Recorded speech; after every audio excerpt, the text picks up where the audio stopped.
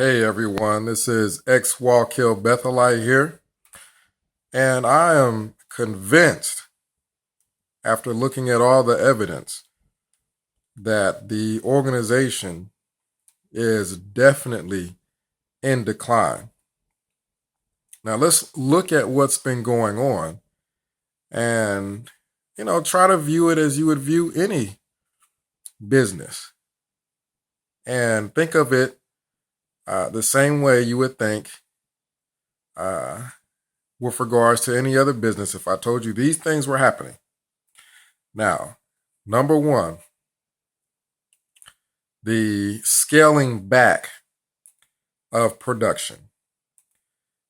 If I told you any other business was slowing down their production, you obviously would not think it was a good thing. Now, we all know that some of the Watchtower and Awake articles look like tracks in comparison to how they used to look. Much less in those magazines than what we used to have. So think about it. Production is going down, is it not? Now, you have production going down and you have layoffs.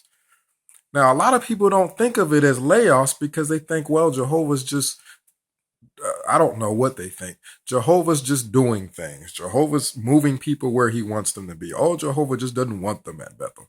No, they're having layoffs. They're getting rid of their workers. I know, I was there. There was no discussion of, well, Jehovah has impressed upon us that we want you to go here or there. No, what was said in the meeting was, we're looking at the departments and we're making cuts. Period. That is what they said. Those are layoffs. So you have the slowing of production and you have layoffs. Any company going through that is going through a decline.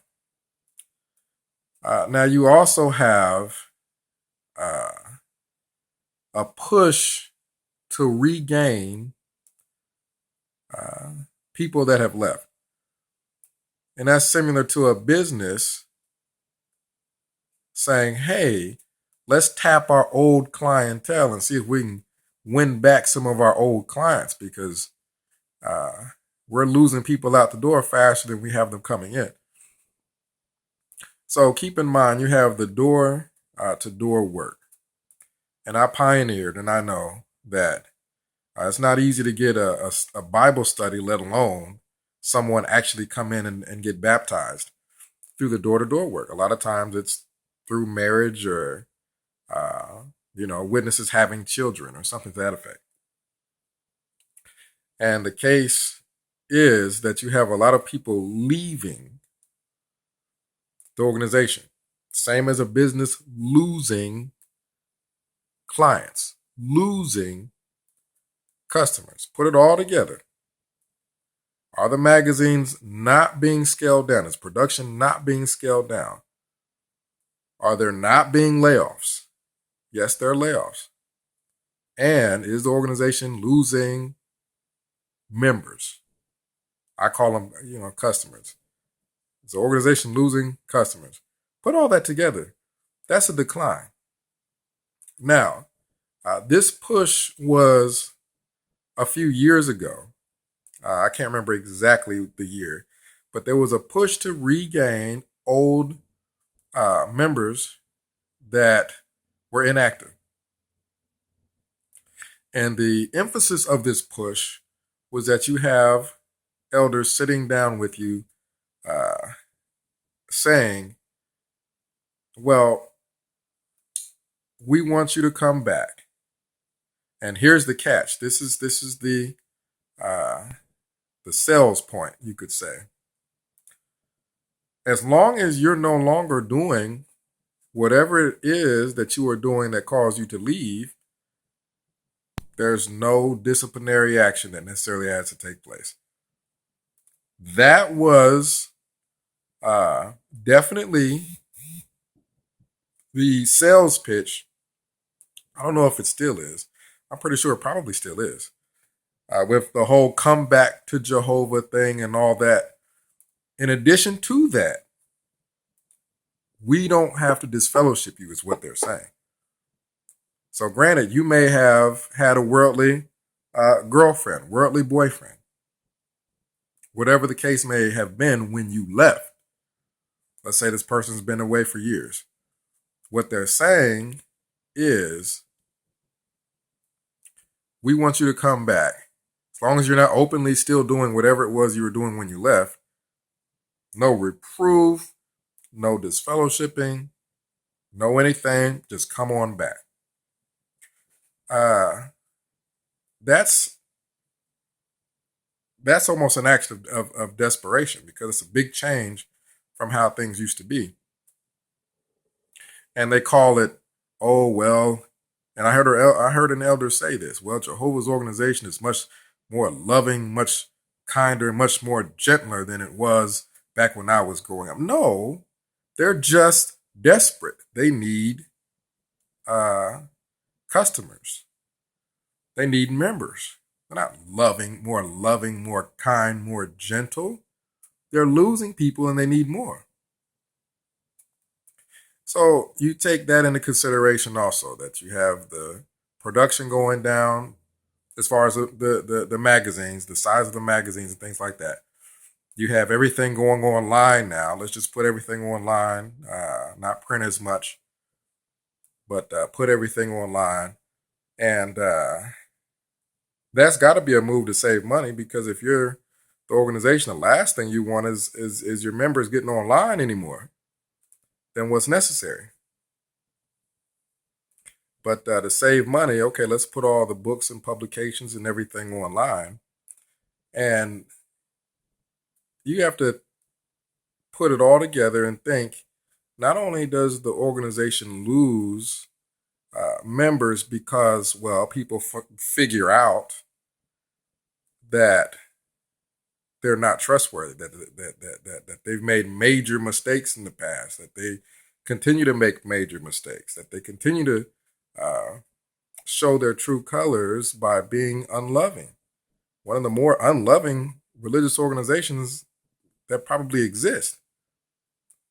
Not only do people figure out that this organization is not the truth, they're also losing lots of members because of, let's say, fleshly reasons.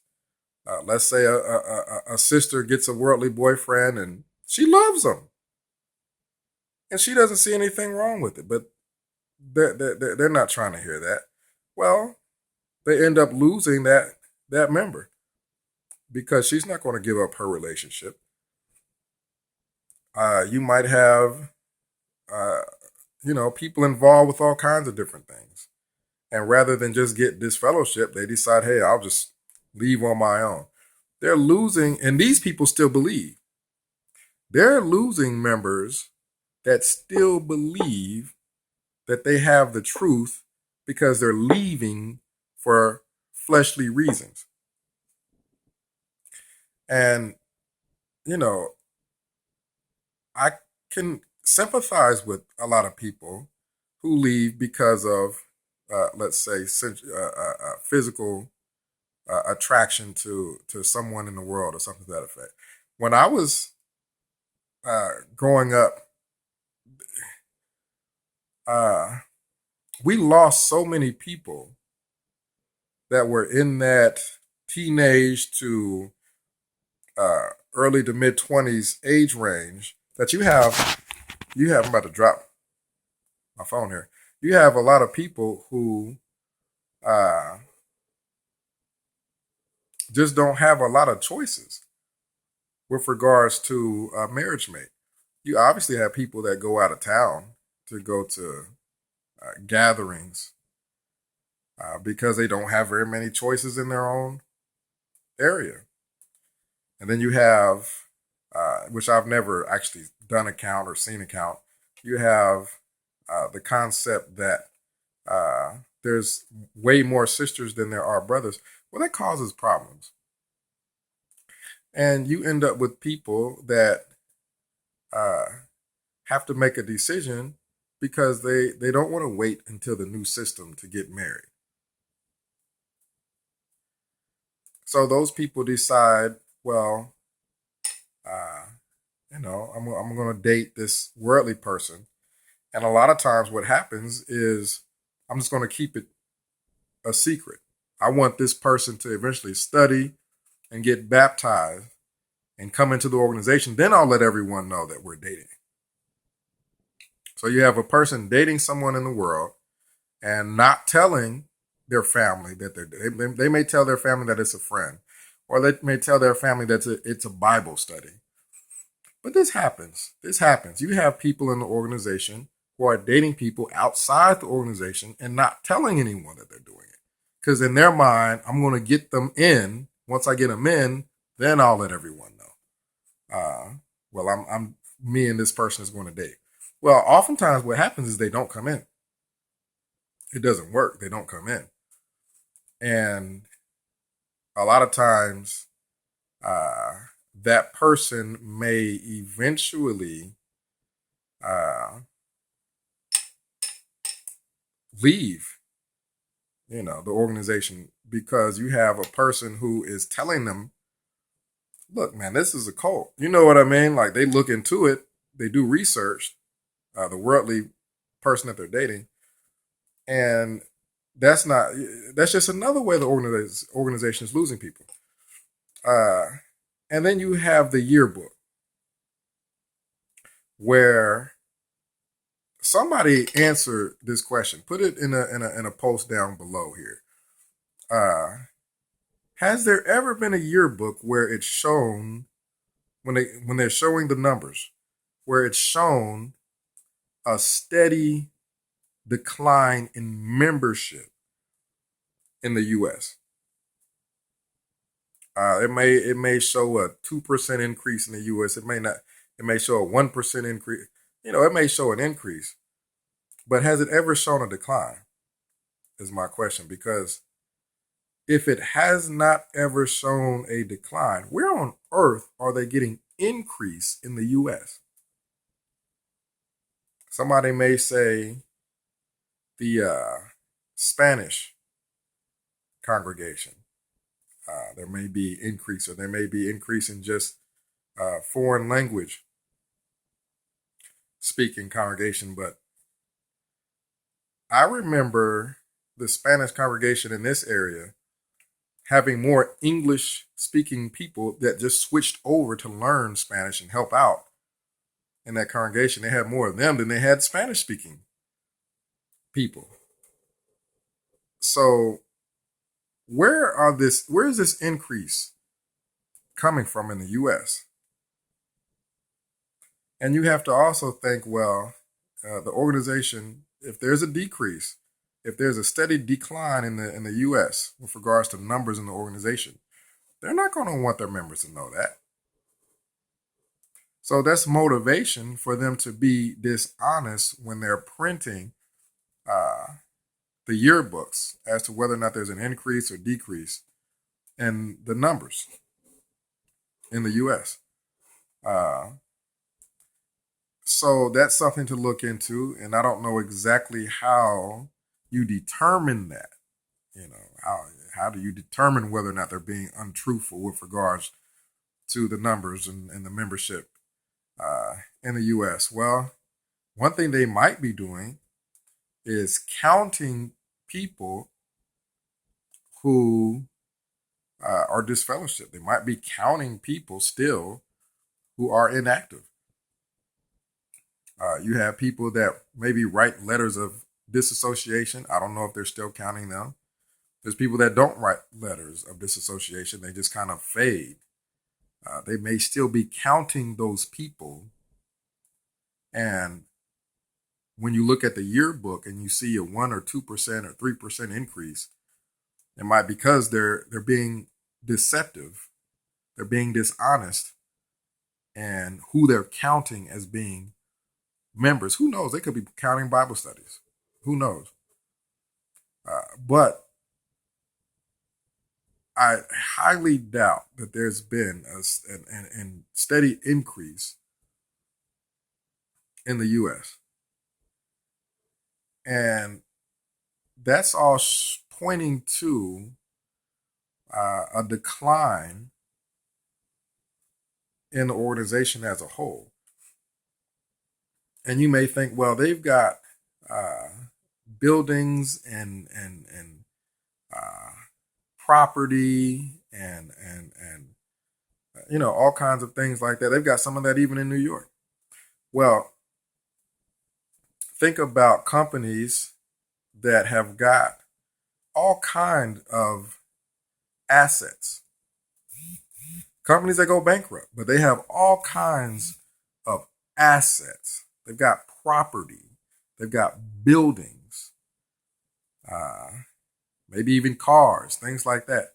But they go bankrupt because these assets don't always translate into on-hand cash.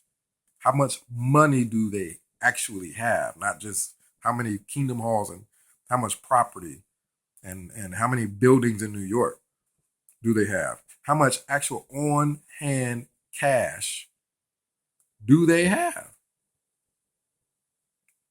This is a good question because they obviously, on the JW little TV thing that they have, a little broadcast, I haven't watched very much of that at all. I don't think I've watched a whole episode of that at all. Maybe I've seen little clips here or there. And I saw the clip where the governing body member is asking for money, basically, and saying, well, Jehovah is going to know if you're not giving as much money as you can give. Put it all together. They're begging for money. Put all of that together. There's a decline. That's too much evidence of not just a decline, but a major decline in membership. You've got groups like the Mormons that a lot of people would also think of in the category of a cult. And they're doing better. And some of their beliefs might seem a little bit more far-fetched, but they're doing better. I haven't heard of them having to pay off, huge child molestation settlements and all kinds of things like that. Just look at some of the other businesses similar to that.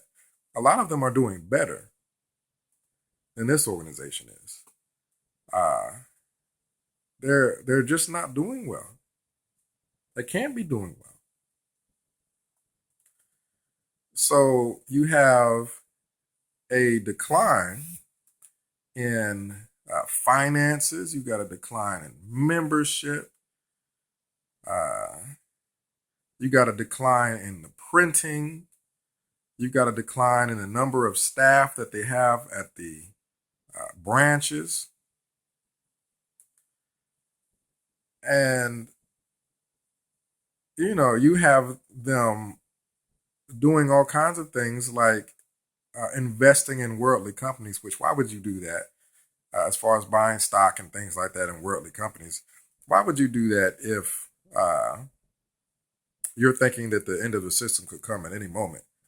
I don't see myself going and buying a bunch of stock if the end of the system is coming pretty soon. They're doing a lot of things that point to desperation. And when you really think about it, they're selling kingdom halls to other churches. They're doing all kinds of things to make money, and that could be a problem because I think I don't know how much they can do with regards to making money and still be considered a nonprofit organization. Now, I'm guessing maybe nonprofit organizations can go in the stock market, invest the money that they have in that they get from their members and invest it in the stock market and still somehow be nonprofit. I don't know what the rules are with regards to that. But there's a lot of things that they can't do anymore with regards to, let's say, the organization giving out loans for people to build kingdom halls and putting interest on it. Well, they can't do that anymore. You can't do that and be nonprofit. So their hands are tied with regards to how they can make money. And it's showing. You can only do so much to make money and to kind of survive a wave of child molestation lawsuits. You can only do so much to survive that if you're nonprofit, to be able to make money, to make up for the money you're paying out. So, of course, getting on one of the broadcasts and having a governing body member basically ask for money and tell people that, Jehovah knows how much you have and he knows if you're not giving, and, to kind of scare people into giving money. And who knows, it may be working. But,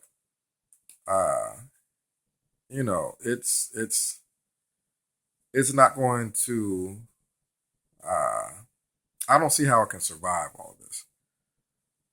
I don't see how it can survive all of this. And I know a lot of people are thinking, well, the way it's looking, it's going to collapse at some point or just become so irrelevant that it's just one of these little small branches of churches that, it's just a drop in the bucket. A lot of people don't think that could happen in our lifetime, but it looks like it is. It looks very much like it is happening, that it is collapsing, and it's collapsing now. So you guys let me know what you think about all these things. Do your research, look into all these things. Organization's definitely not doing well. But how bad is the decline of the organization? And did you guys think that you would see anything like this during your lifetime? It's only going to get worse because the more that they put themselves out there, as far as a JW broadcast or whatever it is, the more they're going to mess up. The more that they put themselves out there, the more exposure they have, the more they're just going to keep messing up. And people are going to keep finding out that, man, there's no way that a deity of any sort is guiding and directing an organization that can't keep its doctrine straight, doesn't treat its members very well. And you're always going to have your JW fanatic that, regardless of what happens, they want to just remain a member and ignore everything. But to become mainstream, you can't have things that just are that just are PR disasters. That's PR suicide, and I think that they've done a lot of that. So you guys let me know what you think about that, and comment down below. And of course, anyone who is struggling and having a hard time coping with the loss of family, the loss of relatives, the loss of loved ones, who feel alone, who feel that they're not happy anymore, that they don't feel that sense of they lost a sense of who they are. People that are really struggling to deal with things. I'm going to post my email. Send me an email. I'll get back to you, and we'll hopefully exchange numbers, and we'll be able to talk. And you can have more family. Family is not just who you're related to. Family is who sticks with you when the chips are down. You can have more family. You can be happy again. You can have a sense of who you are again. But sometimes it's difficult to achieve that alone. You don't have to do that alone. So send me an email. I'll get in contact with you and you're going to be happy again. This is X Wallkill Bethelite signing out.